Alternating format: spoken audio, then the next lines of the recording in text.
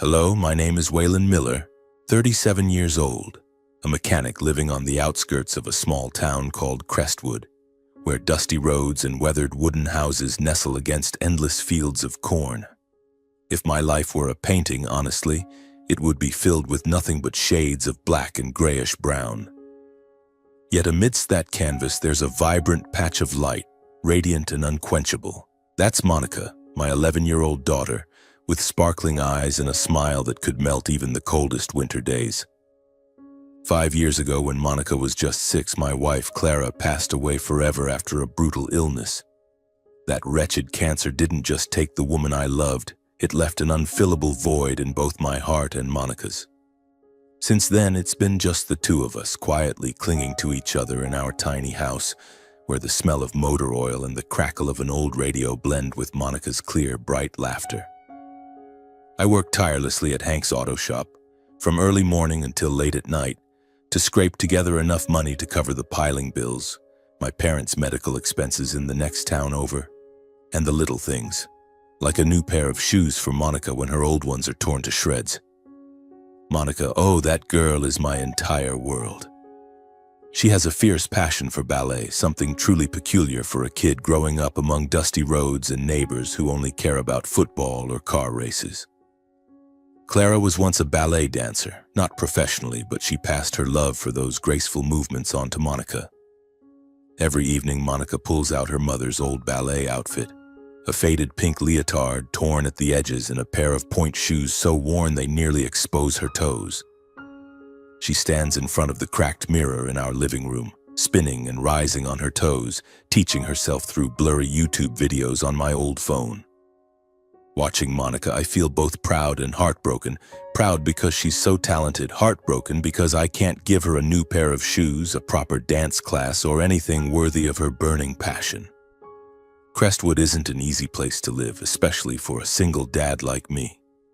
The judgmental stares, the whispers behind my back, they cut into my pride like knives. Look at Waylon. That broke guy raising his kid alone probably can't even provide for her, they say, without a hint of discretion, even when I'm standing just a few steps away. Once Mrs. Carter at the grocery store blurted out right in front of Monica, "Such a pretty girl, it's a shame she's growing up in these circumstances." I grabbed Monica's hand tightly, hurrying her away, trying to hide the anger boiling inside me. I don't want Monica to hear those words. I don't want the light in her eyes to be snuffed out by the cruelty of others.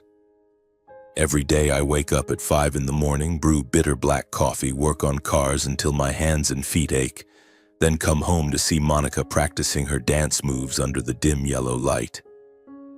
I try to smile even though my heart feels heavy. I know Monica deserves more, a real chance to shine, not just clumsy steps in a cramped room. But money is always short. Bills keep coming, and my parents, whom I still send money to every month for their medications, never ask much about us beyond complaining about their health. I used to think that if I just tried a little harder, worked a little more, I could give Monica a better life. But in reality, Crestwood and the world itself seems determined to deny us that chance.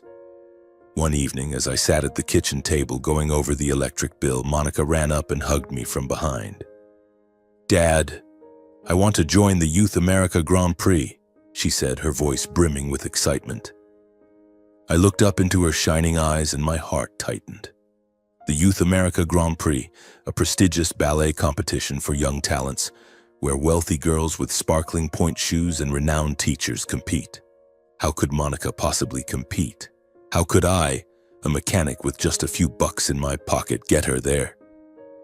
But seeing her smile, I couldn't bring myself to say no. "All right, sweetheart," I said, though I had no idea where to start. "I'll find a way." That night, after Monica had fallen asleep, I sat alone in the dark, staring at the tattered ballet outfit she still cherished. I knew that for Monica to have a chance, I needed a miracle. And then that miracle seemed to come, or at least I thought it did, when I got word that my parents, who had never paid much attention to us, had just won over $200,000 in the lottery. I still vividly remember the day my mother called, her voice brimming with an excitement I'd never heard before.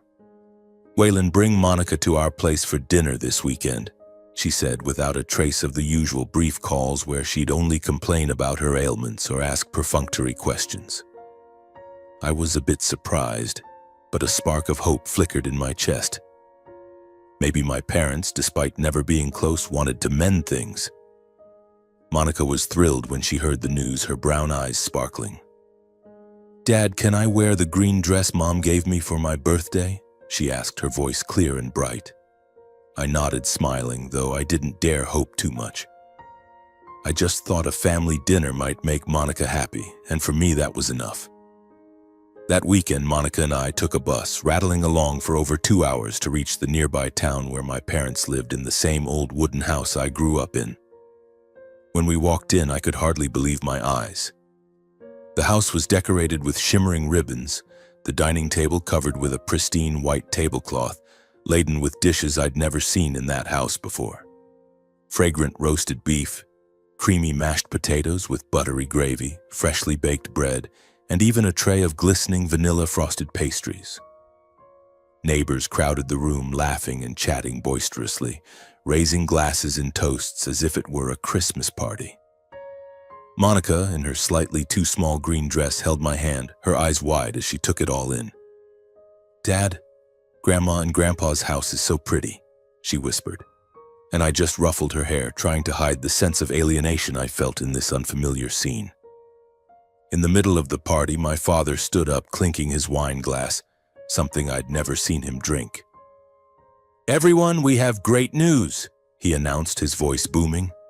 "My wife and I have just won the lottery, over $200,000. The room erupted, applause thundering. My mother beamed, bragging about plans to buy a new TV, renovate the house, maybe even take a trip somewhere. I sat there, gripping my glass of water, my heart pounding. $200,000. That number felt like a door opening before me, a chance for Monica to study ballet professionally, to no longer dance in torn shoes and a patched-up outfit. I looked at Monica, clapping along with everyone else, her smile so innocent, and I told myself, this is my chance. When the party ended, I waited until it was just family. I took a deep breath and pulled my parents aside to a corner of the room. "Mom, Dad," I began, my voice trembling.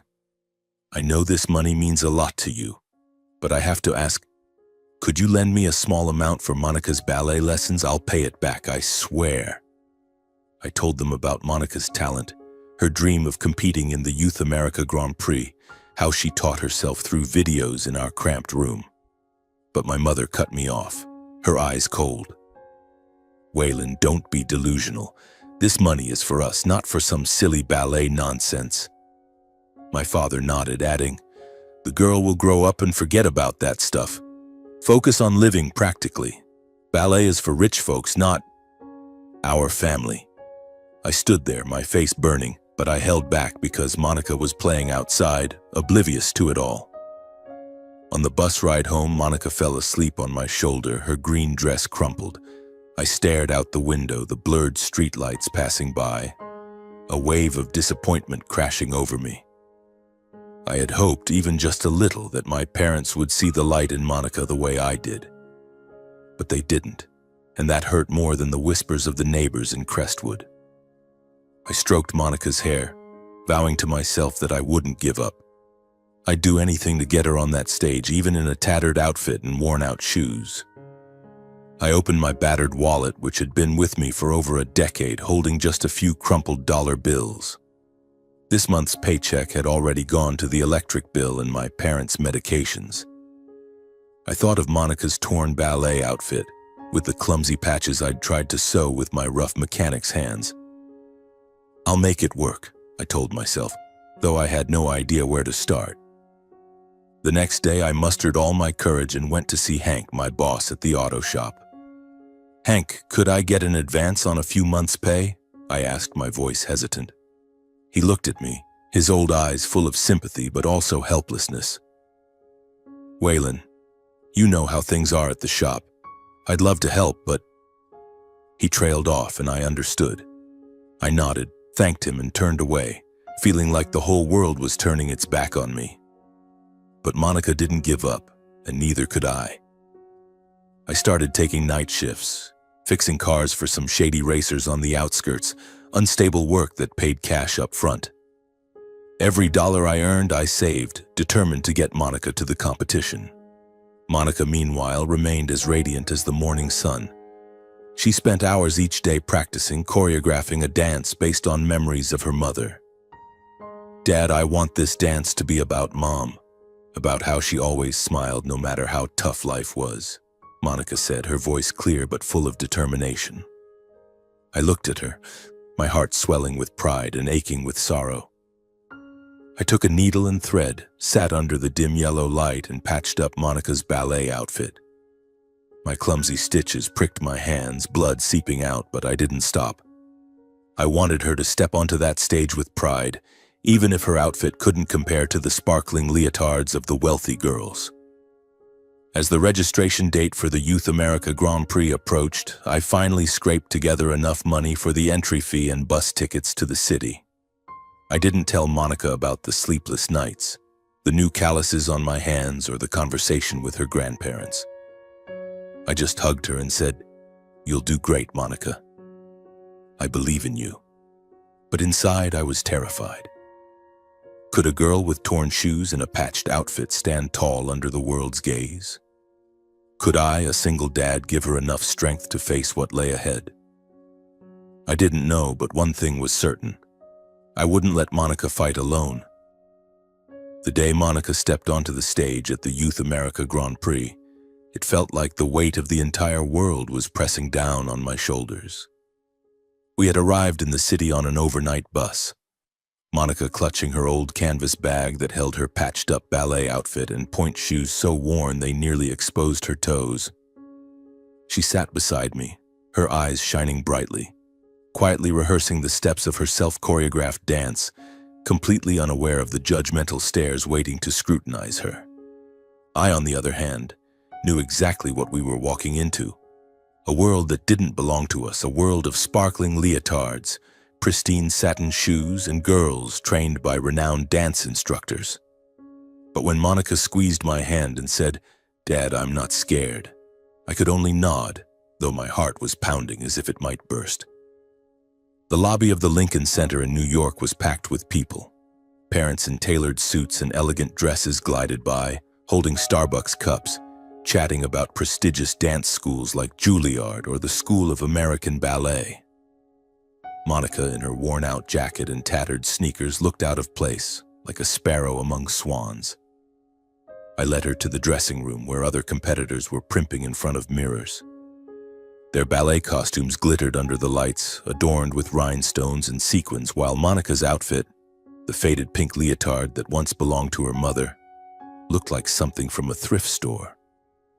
I noticed a few girls glancing at Monica, then whispering to each other, smirks plain on their faces. One mother, with her hair in a high bun and pearl earrings, passed by and remarked, "Good heavens, what kind of outfit is that? It looks like it's from the last century." I gripped Monica's hand tighter, trying to shield her from those venomous words. But Monica kept smiling, focused on her upcoming performance, unbothered by the disdain around her. Before she went on stage, I comforted her, saying, "I'll be sitting in the back row. If you feel uncomfortable at any point during your performance, you can run down to me." The semifinals began. One by one, the competitors took the stage, performing classical and contemporary ballet routines with polished technique and professional poise. Monica waited backstage, her face radiant but her hands trembling slightly. When her name was called, she stepped onto the stage, her patched outfit glaringly obvious under the bright lights, my clumsy stitches practically screaming that we didn't belong here. I sat in the back row, clutching the competition program, hearing the murmurs from the crowd. "Where did that poor girl come from?" a voice said somewhere nearby. "Look at that outfit, probably sewn at home." Another person snickered, "This is the Grand Prix, not some village talent show." Each word cut into me like a knife. I wanted to stand up, shout in their faces that Monica was my daughter, that she was more talented than they could ever imagine. But I held back, because this was Monica's moment, not mine. Then the music started, a gentle piano piece Monica had chosen, saying it reminded her of her mother. Monica began to dance, and I forgot everything around me. She spun, rose on her toes, her slender arms reaching upward like wings. Her dance wasn't perfect, lacking the polished techniques the other competitors flaunted, but it had soul. Every step told a story. The story of Clara, of tough days, of a little girl's love for her mother. My eyes stung, not from sadness, but from pride. Monica wasn't just dancing. She was pouring her entire life into every movement. The audience, however, didn't see it that way. When Monica finished and took her bow, the applause was sparse, mixed with stifled giggles. A group of parents near me whispered loudly, "Self-choreographed? Sounds like a joke." I clenched my fists, my nails digging into my palms, trying to keep my anger from boiling over. Monica ran down from the stage and hugged me, her face glowing. "Dad, I did it. I didn't miss a single step." I hugged her tightly, whispering, "You were amazing, sweetheart." But deep down I knew she'd heard the mocking comments. Her eyes still sparkled, but I saw a flicker of something. Not fear, but a determination stronger than ever. The results were announced that evening. Monica made it to the finals, something no one, not even I, had expected. The judges in their notes called her performance raw but deeply emotional, an unpolished gem. I hugged Monica, tears streaming down my face. But the joy was fleeting. I knew the finals would be even more unforgiving, and Monica would face even harsher scrutiny. I looked at her, still holding my hand tightly, and wondered if I had the strength to protect her from this world, or at least to help her become strong enough to face it herself. After all the days of anticipation and waiting, the final round of the competition finally arrived. It was April, springtime in Tampa, Florida. Monica and I arrived at the David A. Straz Jr. Center for the Performing Arts, a magnificent venue that left me in awe. The imposing building with its white columns, shimmering glass under the sunlight, and a grand lobby that felt like a palace. This was where the Youth America Grand Prix finals were held, where Monica, my 11-year-old daughter in her patched-up ballet outfit, would stand among talents honed by prestigious dance schools. I held Monica's hand, feeling the slight tremble in her small fingers, but her brown eyes still sparkled, as if nothing in the world could make her falter. Monica had already achieved a miracle by advancing past the semifinals in New York. That day, when her name was called, I hugged her tightly, tears streaming down my cheeks. I could hardly believe that Monica, with her worn-out point shoes and self-choreographed dance, had surpassed hundreds of professionally trained competitors. But the finals in Tampa were a different challenge. Her rivals were girls with flawless technique, trained by top instructors, wearing leotards adorned with glittering jewels.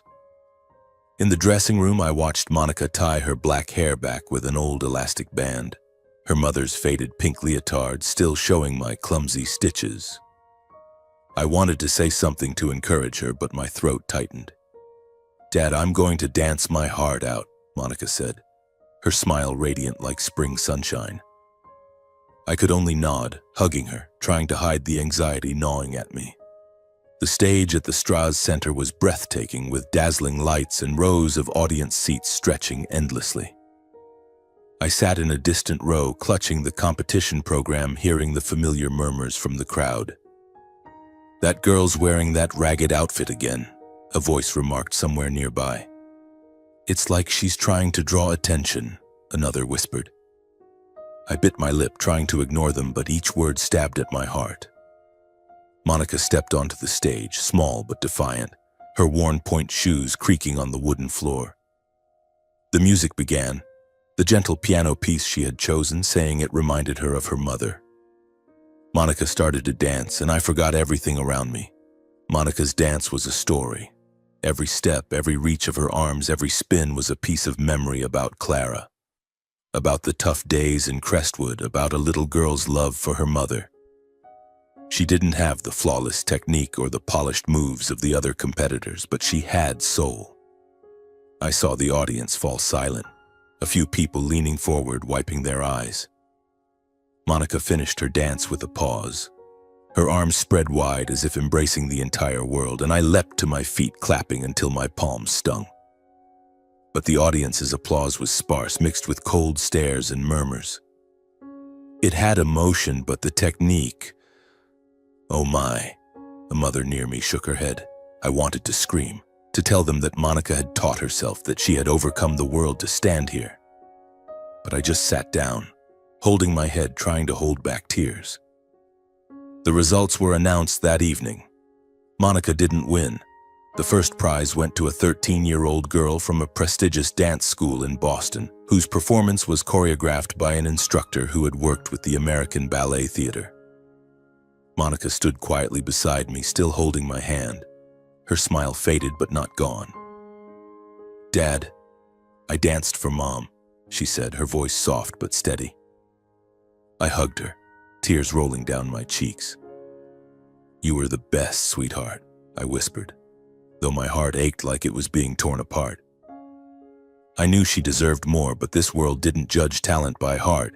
They demanded technique, perfection, things a mechanic like me couldn't give her. But then something miraculous happened. As we left the stage, a group of reporters surrounded Monica and me.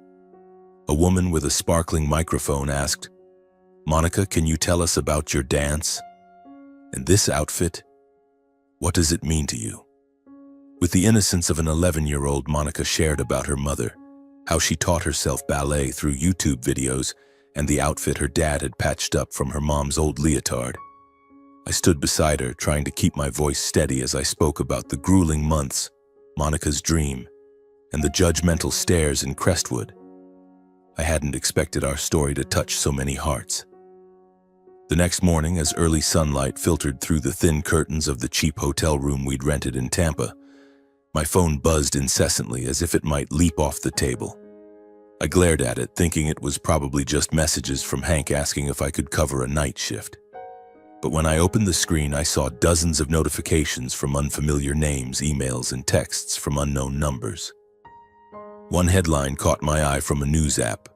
"Poor ballet girl captures audience's hearts at Youth America Grand Prix" in the Tampa Bay Times.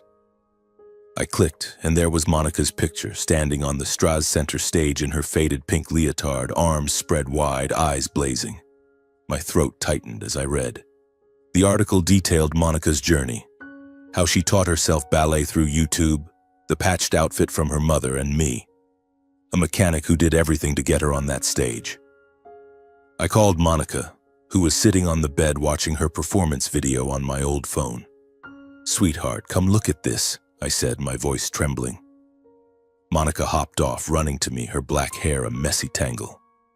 I handed her the phone and she read the headline aloud, her voice filled with surprise.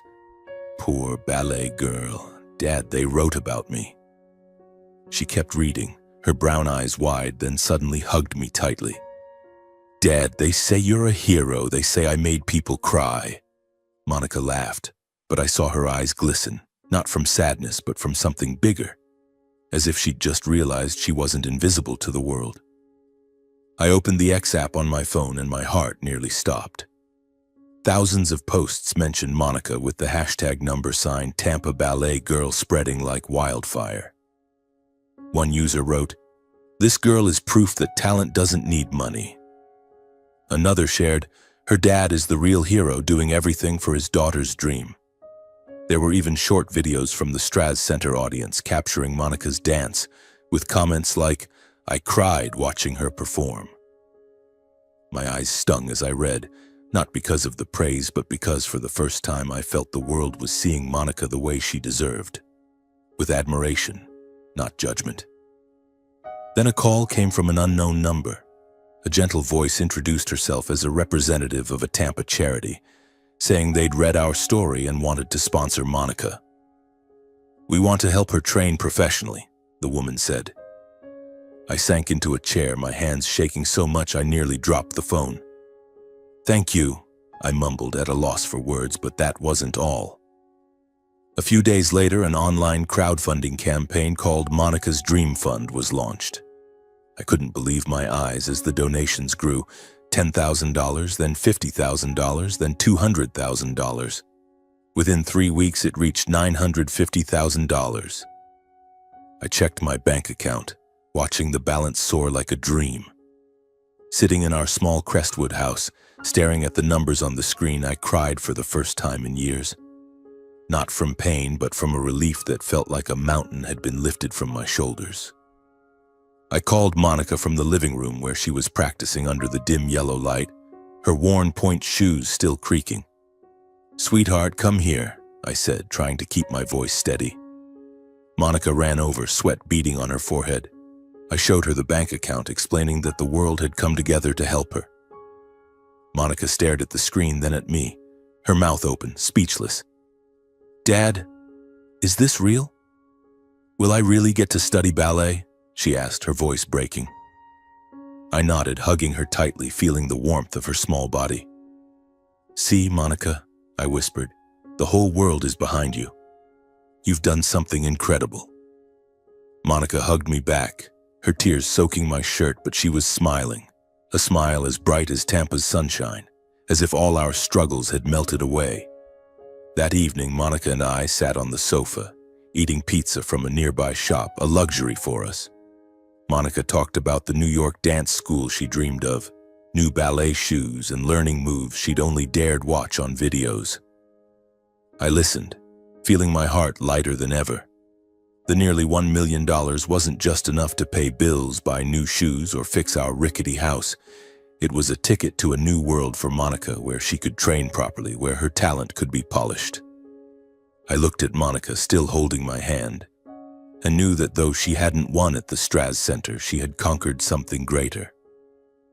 The hearts of thousands of strangers, and my heart once again. 6 months have passed since the Youth America Grand Prix finals, but it still feels like I'm living in a dream.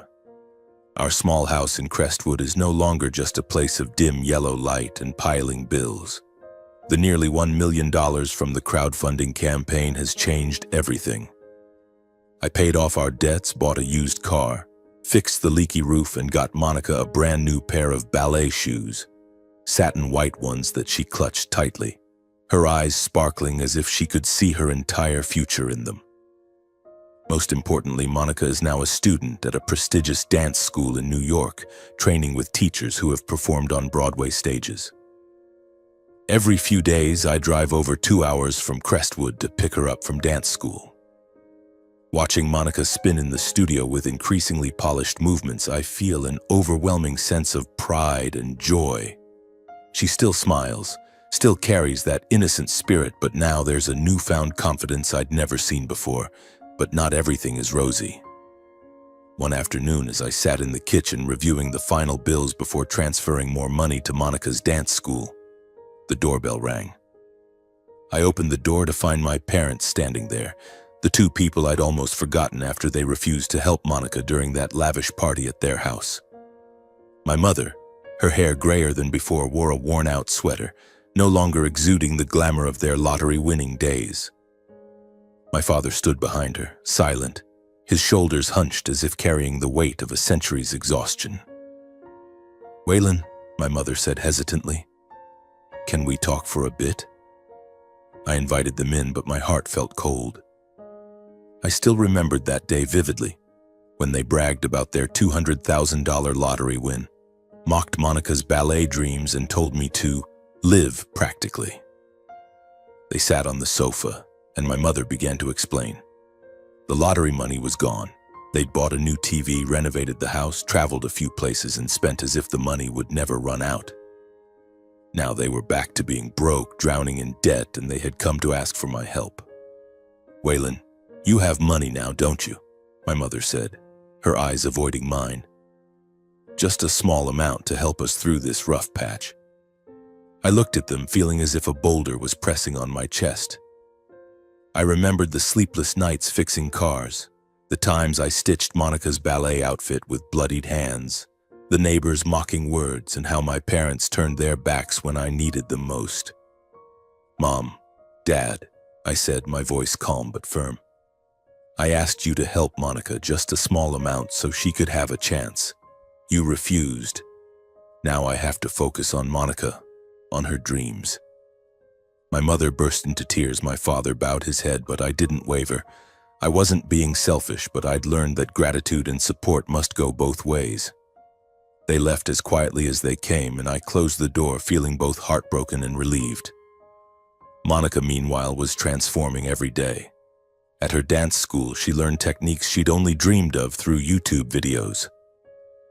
One day, I watched her perform a pas de deux with a classmate, her feet gliding effortlessly across the wooden floor. After practice, she ran to hug me, talking excitedly about new moves, her strict but dedicated teacher, and her new friends at school. "Dad, I feel like I belong here," Monica said, her eyes shining, free of the anxious look she used to have back in Crestwood. But what moved me most was when she said, "Dad, I'm grateful for you, for everyone who helped us. I want to dance my best, to make them proud." I was changing too. Before, I always tried to shield Monica from judgmental stares, thinking that if I kept her close, the world would be less harsh. But through this journey, I realized that what Monica needed wasn't protection, but the chance to shine. I became more open, no longer angry at the scrutinizing looks in Crestwood. When neighbors began to look at Monica with admiration, when they stopped me at the grocery store to ask about her, I no longer felt bitter. I smiled, talking about Monica, her dance school, her dreams. I learned that gratitude isn't just thanking those who help you. It's also cherishing the hardships that make you stronger. One weekend evening, Monica and I sat on the sofa, eating cookies and watching the video of her Tampa performance. "Dad, I used to think I'd never be good enough," Monica said softly. "But now I know as long as I try, I can do anything." I hugged her, feeling the warmth of her small body, and realized that the greatest lesson wasn't just Monica's, it was mine too. A lesson about gratitude, perseverance, and never giving up on a dream, no matter how much the world turns its back. 1 year after Monica first stepped onto the Youth America Grand Prix stage in her patched-up ballet outfit, I found myself sitting in the auditorium of Lincoln Center in New York, where the stage lights blazed as if they could engulf the entire world. But this time, everything was different. Monica, now 12 years old, was no longer the little girl practicing on tiptoes in worn-out shoes in our cramped Crestwood living room. Thanks to the nearly $1 million raised through crowdfunding, she had spent the past 10 months training professionally at a prestigious New York dance school. I watched her in the dressing room before the performance, wearing a pristine white leotard, sparkling satin shoes, her black hair neatly tied in a bun. She turned to me, her smile radiant but tinged with nervousness. "Dad, I'm so nervous," Monica whispered. I took her hand, feeling the warmth of her small fingers, and said, "You've already accomplished so much, Monica. Just dance the way you always do, for Mom, for yourself, for all of us." She nodded, her brown eyes lighting up, and I knew she was ready. The Lincoln Center auditorium was packed today, filled to the brim with audience members, from ballet critics scribbling in their notebooks to parents in tailored suits and elegant dresses. I sat in a middle row, no longer squeezed into a corner like last year, but my heart still pounded as if I were the one about to take the stage. I overheard a few people nearby whispering about Monica, the poor girl from last year, now a social media sensation. They weren't mocking her anymore, no longer murmuring about her patched outfit. Instead, I heard curiosity, even expectation. "I heard she's been professionally trained now," one person said. "I want to see what she can do," another added. I gripped the competition program tightly, trying to suppress the mix of pride and anxiety swelling within me. When Monica's name was called, the auditorium fell silent. She stepped out, small but poised, the stage lights illuminating her white leotard, highlighting every movement. The music began, a violin concerto she had chosen, saying it made her feel like flying on clouds. This performance was no longer the raw, emotional, self-choreographed piece from last year. It was a meticulously prepared work, crafted with her teacher, blending flawless technique with intense emotion. Monica spun, her pirouettes perfect, as if she were born to do this. Her arms reached out, soft yet powerful, telling the story of her own journey, from the hardships of Crestwood to the brilliance of this stage. I sat there, my eyes blurring. Not from sadness, but because I saw Clara in every step Monica took. Her smile, her resilience, her love for ballet. When Monica finished and took her bow, the auditorium erupted in applause, no longer sparse, no longer mixed with whispers. The applause was thunderous, prolonged, and I leapt to my feet, tears streaming down my cheeks.